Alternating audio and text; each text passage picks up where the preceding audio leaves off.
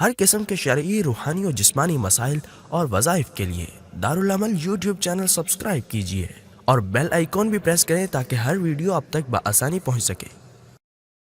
اگر کوئی اسلام کا مذہب قبول کرنا چاہتا ہے تو اس کو چند چیزوں پر اور کچھ عقائد پر ایمان لانا ضروری ہے، جس کو ایمان مفصل میں ہم بچوں کو پڑھاتے بھی ہیں، سکھاتے بھی ہیں۔ آمنت باللہ وملائکتہ وکتبہ ورسلہ والیوم الآخر والقدر خیرہ وشرہ من اللہ تعالی والبعث بعد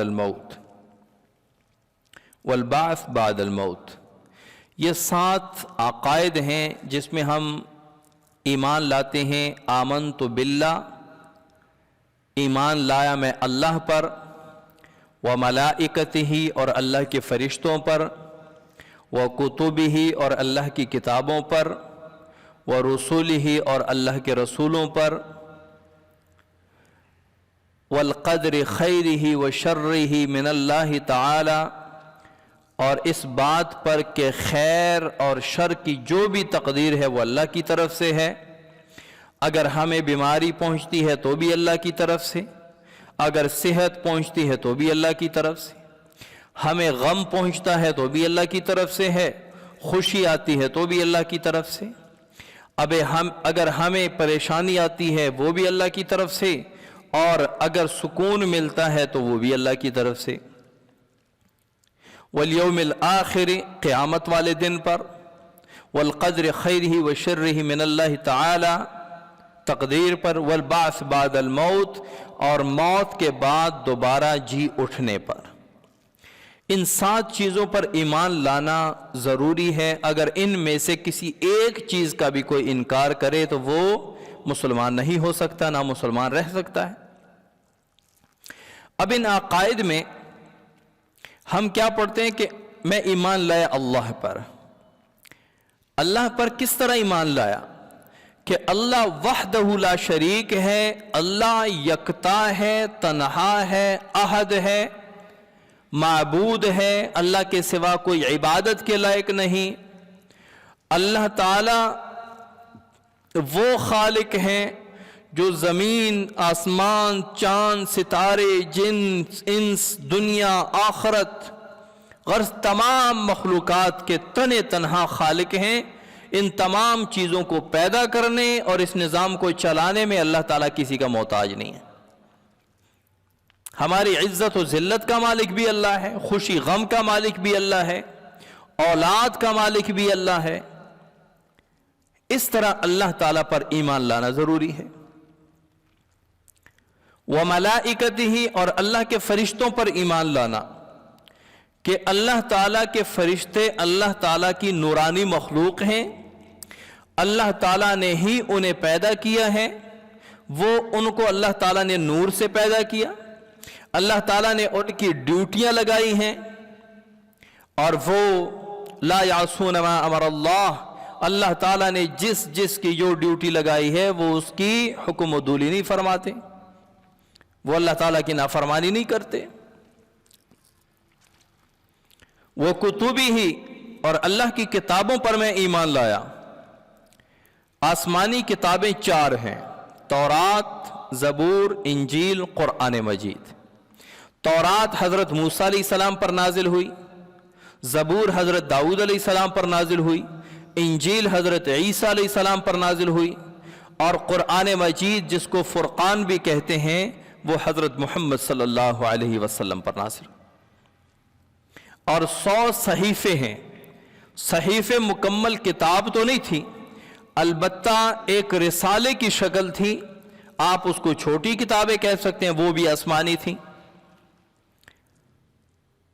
50 حضرت شیس علیہ السلام پر، 30 حضرت ادریس علیہ السلام پر، 10 حضرت آدم علیہ السلام پر، اور 10 حضرت ابراہیم علیہ السلام پر نازل ہوئی۔ اب یہ 4 آسمانی کتابیں اور 100 صحیفے، یہ اللہ تعالیٰ کا اللہ تعالیٰ کا وہ نصاب ہے جو انسانوں کو اپنے راستے پر چلانے کا ایک طریقہ بتا دیا، اور اس میں سب سے آخری کتاب قرآن مجید ہے۔ مسلمان کو ان تمام کتابوں پر ایمان لانا ضروری ہے کہ تورات بھی حضرت موسیٰ علیہ السلام پر اللہ کی طرف سے نازل ہوئی، زبور بھی حضرت داؤد علیہ السلام پر اللہ کی طرف سے نازل ہوئی، انجیل بھی حضرت عیسیٰ علیہ السلام پر اللہ کی طرف سے نازل ہوئی، اور قرآن مجید بھی رسول اللہ صلی اللہ علیہ وسلم پر اللہ جل شانہ کی طرف سے نازل ہوئی۔ یہ الگ بات ہے کہ تورات، زبور، انجیل یہ تحریف شدہ ہیں، اپنی اصلی حالت میں کوئی کتاب ابھی باقی نہیں ہے۔ تورات میں یہودیوں نے اپنی طرف سے سب کچھ لکھ دیا، انجیل میں عیسائیوں نے اپنی طرف سے جو کچھ لکھنا تھا لکھ دیا، تحریف کر دی نا۔ جو احکامات پسند تھے وہ چھوڑ دیے، جو پسند نہیں تھے وہ ختم کر دیے، اپنی طرف سے احکامات اس میں ڈال دیے۔ لیکن جو اصلی تورات، اصلی زبور، اصلی انجیل ہیں وہ اللہ ہی کی طرف سے نازل ہوئی ہیں، اس پر ہم نے ایمان لانا ہے۔ وہ رسولی ہی، اور اللہ کے رسولوں پر ایمان لانا ضروری ہے کہ 1,24,000 کم و بیش۔ آپ صلی اللہ علیہ وسلم سے حضرت معاذ رضی اللہ تعالیٰ عنہ نے پوچھا کہ انبیاء اور رسولوں کی تعداد کتنی ہے؟ آپ صلی اللہ علیہ وسلم نے فرمایا 1,24,000 تقریباً، 1,24,000 تقریباً۔ تو ان انبیاء پر ایمان لانا ضروری ہے۔ کیسے؟ کہ یہ سارے کے سارے اللہ کے نبی تھے، اللہ کے مبعوث تھے، اللہ تعالیٰ نے بھیجے تھے۔ لیکن امتی ہم حضرت محمد مصطفیٰ صلی اللہ علیہ وسلم کے ہیں، تعلیمات ہم نے صرف رسول اللہ صلی اللہ علیہ وسلم کی لینی ہے۔ ایمان ہمارا تورات پر بھی ہے لیکن عمل صرف قرآن مجید پہ کرنا ہے۔ ایمان ہمارا زبور پر بھی ہے، عمل صرف قرآن مجید پر کرنا۔ ایمان ہمارا انجیل پر بھی ہے کہ وہ اللہ کی کتاب ہے، حضرت موسیٰ عیسیٰ علیہ السلام پر نازل ہوئی ہے، لیکن عمل صرف قرآن مجید پر کرنا ہے۔ قرآن مجید میں جو تعلیمات ہیں ان پر عمل کرنا ہے۔ والیوم الآخر، اور آخرت کے دن پر ایمان رکھنا ہے کہ یہ دنیا ایک دن ختم ہو جائے گی، ایک دن آئے گا جس کو یوم القیامہ کہتے ہیں، یوم الدین کہتے ہیں، یوم الحساب کہتے ہیں۔ مالک یوم الدین، جو ہم سورہ فاتحہ میں پڑھتے ہیں، مالک یوم الدین، وہ دین کے دن کا مالک ہے۔ یہاں دین سے مراد قیامت ہے، مالک یوم الدین، قیامت کے دن کا مالک ہے۔ والقدر خیرہ و شرہ من اللہ تعالی، اور اس بات تقدیر پر ایمان لانا ہے۔ تقدیر کا کیا معنی؟ کہ جو کچھ میرے لیے لکھ دیا گیا ہے وہ ہو کر رہے گا، اور مجھے اللہ کے فیصلوں پر راضی ہونا ہے۔ جو میرے لیے رزق کے حوالے سے لکھا گیا ہے، صحت کے حوالے سے، اولاد کے حوالے سے، دنیا کی عزت و ذلت کے حوالے سے، جو میری تقدیر میں ہے، جو میرے لیے لکھا جا چکا ہے، اس پر میرا ایمان ہے۔ والبعث بعد الموت، اور موت کے بعد دوبارہ جی اٹھنے پر میرا ایمان ہے کہ موت کے بعد ایک دن واپس اٹھنا ہے۔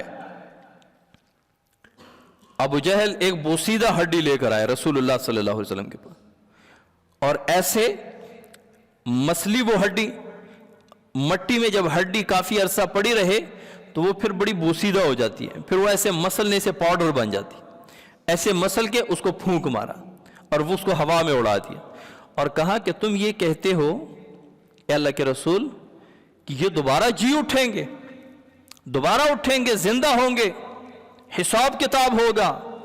تو اللہ تعالیٰ نے جواب میں قرآن مجید میں جواب دیا، اَيَحْسَبُ الْإِنسَانُ أَلَّن نَجْمَعَ عِظَامًا، انسان یہ گمان کرتا ہے کہ ہم اس کی ہڈیوں کو جمع نہیں کر سکتے، ہم انسان کی ہڈیوں کو جوڑ نہیں سکتے، ہم دوبارہ اس کو اٹھا نہیں سکتے۔ بلا قادرین علی ان نسوی بنانا، ہم تو اس پر بھی قادر ہیں کہ دنیا میں جو جو جوڑ آپ کو دیے تھے، انگلیوں کے پورے دیے تھے، قیامت والے دن آپ کو اپنے پورے دوں گا، اپنے اپنے جوڑ دوں گا۔ یہ فنگر پرنٹ کی جو اہمیت ہے یہ تو قرآن میں 1450 سال پہلے ارشاد فرما دیا.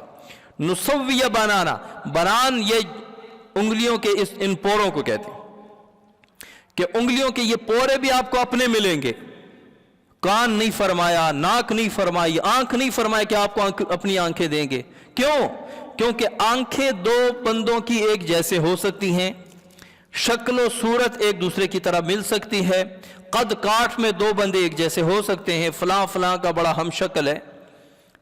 کتنے ہم شکل لوگ دنیا میں پھرتے ہیں، لیکن یہ جو فنگر پرنٹ ہے نا، انگوٹھے کا نشان، یہ پورے دنیا کے دو انسانوں کے آپس میں میچ نہیں کرتے. تو اللہ تعالیٰ نے بھی فرمایا بلا قادرین علی ان نسوی بنانا، ہم تو آپ کو انگلیوں کے پورے بھی اپنے دیں گے، نشانات بھی آپ کو اپنے دیں گے. تو اس پر ایمان لانا ہے کہ قیامت والے دن واپس اٹھنا ہے. اچھا، یہ عقائد ہیں اسلام کے. اب ان 7 عقائد میں 3 عقائد پھر بنیادی کردار ادا کرتے ہیں، بنیادی حیثیت رکھتے ہیں. ان میں توحید، رسالت اور قیامت. یعنی توحید کہ اللہ کو ایک ماننا ہے، ایک جاننا ہے، ایک پر یقین رکھنا ہے کہ اللہ وحدہ لا شریک، خدا رب ایک ہے، 2 نہیں ہے، 3 نہیں ہے. لو کان فیہما آلہۃ الا اللہ لفسدتا، اگر اس دنیا میں، زمین و آسمان میں رب کے سوا کوئی اور بھی رب اللہ خدا ہوتا، لفسدتا، زمین و آسمان کا نظام درہم برہم ہو جاتا. کوئی کہتا بارش برسانی ہے، کوئی کہتا نہیں برسانی، کوئی کہتا اس کو مارنا ہے، دوسرا کہتا نہیں ابھی وہ بیچارے کو کچھ زندہ رہنے دو. لفسدتا، فساد پھیل جاتا. یہ تو ایک رب ہے، وحدہ لا شریک ہے، اس کے علاوہ کوئی رب، کوئی خدا، کوئی معبود کوئی نہیں ہے. تو ایک توحید اور رسالت کہ رسول اللہ صلی اللہ علیہ وسلم، حضرت محمد مصطفیٰ احمد مجتبیٰ صلی اللہ علیہ وسلم اللہ کے آخری رسول ہیں. یہ نہیں کہ آپ صلی اللہ علیہ وسلم کو بھی میں اپنا نبی مانتا ہوں، کچھ احکامات میں رسول اللہ صلی اللہ علیہ وسلم کے لیتا ہوں، کچھ میں حضرت عیسیٰ علیہ السلام کے لیتا ہوں، کچھ احکامات مسلمانوں کے لیتا ہوں، کچھ عیسائیوں کے لیتا ہوں. نہیں، مسلمان ہے تو وہ صرف اور صرف رسول اللہ صلی اللہ علیہ وسلم کا امتی ہوگا، وہ صرف اور صرف رسول اللہ صلی اللہ علیہ وسلم کی تعلیمات پر چلے گا. اور تیسرے نمبر پہ قیامت، آخرت کا عقیدہ، یہ بنیادی عقیدہ. پھر ان 3 عقائد میں توحید کا عقیدہ سب سے بنیادی عقیدہ ہے. اب توحید کے عقیدے کو بنیادی عقیدہ بنا کر مسلمانوں کو یہ پیغام دیا گیا کہ اے مسلمانوں، آدھے تیتر آدھے بٹیر نہیں بننا کہ معبود رب کو مانتے ہو، سجدہ کسی اور کو کرتے ہو. عبادت اللہ کی کرتے ہیں، سجدہ قبروں کو کرتے ہیں. عبادت اللہ کی کرتے ہیں، سجدہ اپنے مرشد کو کرتے ہیں. جو رب ہے سجدے کا حقدار صرف وہی ہے، اس کے علاوہ کسی کو سجدہ جائز نہیں. میں نہیں کہتا، رسول اللہ صلی اللہ علیہ وسلم فرماتے ہیں کہ اگر رب کے علاوہ کسی دوسری شخصیت کو سجدہ جائز ہوتا تو میں بیویوں کو حکم کرتا کہ اپنے خاوند کے سامنے سجدہ کیا کرو. اللہ کے سوا کسی کے سامنے ماتھا ٹیکنا جائز ہی نہیں ہے، حرام ہے. اور اگر عبادت کی نیت سے کرو گے تو کفر ہے، شرک ہے، ایمان سے بندہ خارج ہو جاتا. تو توحید وہ عقیدہ ہے جو انسان کو انسانوں کی غلامی سے نکال کر ایک رب کی غلامی میں لے آتا. توحید میں اتنی طاقت ہے، توحید اتنا مضبوط عقیدہ ہے کہ جو بندہ توحید پہ آ جائے، پکا توحیدی بن جائے، موحد بن جائے، رسول اللہ صلی اللہ علیہ وسلم کا ایسا پکا امتی بن جائے کہ میرا معبود صرف اللہ ہے، تو وہ کبھی کسی کے در پہ نہیں جھکے گا، کیونکہ وہ در ایسا در ہے جو دوسرے در پہ جھکنے دیتا ہی نہیں. وہ ایسا در ہے. اور جس کے دل میں توحید کوٹ کوٹ کر بھرا ہو، وہ اللہ کے سوا کسی اور سے ڈرتا نہیں، کیونکہ اسے پتا ہے کہ میری زندگی اور موت کا مالک اللہ ہے. جب زندگی اور موت کا مالک اللہ ہے تو میں کسی دوسرے سے کیوں ڈروں؟ مجھے کوئی نہیں مار سکتا اگر اللہ مجھے نہ مارے، مجھے کوئی نہیں بچا سکتا اگر اللہ مجھے مارنا چاہے۔ جب یہ یقین بیٹھ جائے دل میں تو ساری مخلوق کا خوف، ڈر یہ دل سے نکل جاتا ہے۔ حضرت خالد بن ولید رضی اللہ تعالیٰ عنہ کتنے سال تک لڑتے رہے، پورا جسم تلواروں کے زخموں سے بھرا ہوا تھا، اور اس ارادے اور نیت سے لڑتے رہے کہ کاش اللہ کے راہ میں شہادت نصیب ہو جائے۔ لیکن گھر میں چارپائی پر موت آئی اور کہا کہ اے نوجوانوں، ایک پیغام سن لو، جو اللہ کے راستے میں جہاد کے لیے اور لڑنے کے لیے صرف اس لیے نہیں جاتے کہ ہم مر جائیں گے۔ دیکھ لو خالد بن ولید ساری زندگی لڑتے لڑتے اسی لیے لڑ رہے تھے کہ شہادت کی موت نصیب ہو جائے۔ دیکھو ساری زندگی لڑنے کے باوجود گھر پہ بستر پہ موت آ رہی۔ موت کا مالک اللہ ہے۔ جب یہ یقین بیٹھ جائے توحید، تو پھر انسان کے دل سے غیر اللہ کا خوف اور ڈر نکل جاتے ہیں۔ اور پھر اگر زندگی میں رسول اللہ صلی اللہ علیہ وسلم کے طریقے بھی آ جائیں، رسول اللہ صلی اللہ علیہ وسلم کی سنت طریقے آ جائیں، حضور صلی اللہ علیہ وسلم کے مقدس طریقوں پر چلے، آپ صلی اللہ علیہ وسلم کی سیرت کو اپنائیں، تو پھر وہ تو کیا، اس سے پھر دوسرے ڈرتے ہیں، اس کا پھر روب ہوتا ہے، دبدبہ ہوتا ہے۔ ایک وقت تھا کہ مسلمانوں کا روب، دبدبہ وہ اتنا ہوا کرتا تھا کہ 313 کے سامنے 1000 پسپا ہو کر شکست کھا جاتے تھے۔ ایک طرف 313، ایک طرف 1000 ہے، 3 گنا زیادہ ہیں، لیکن پسپا ہو جاتے، شکست خوردہ ہوتے۔ کیوں؟ دلوں میں ایمان، عقیدے میں پختگی اور رسول اللہ صلی اللہ علیہ وسلم کے طریقوں پر مضبوط تھے۔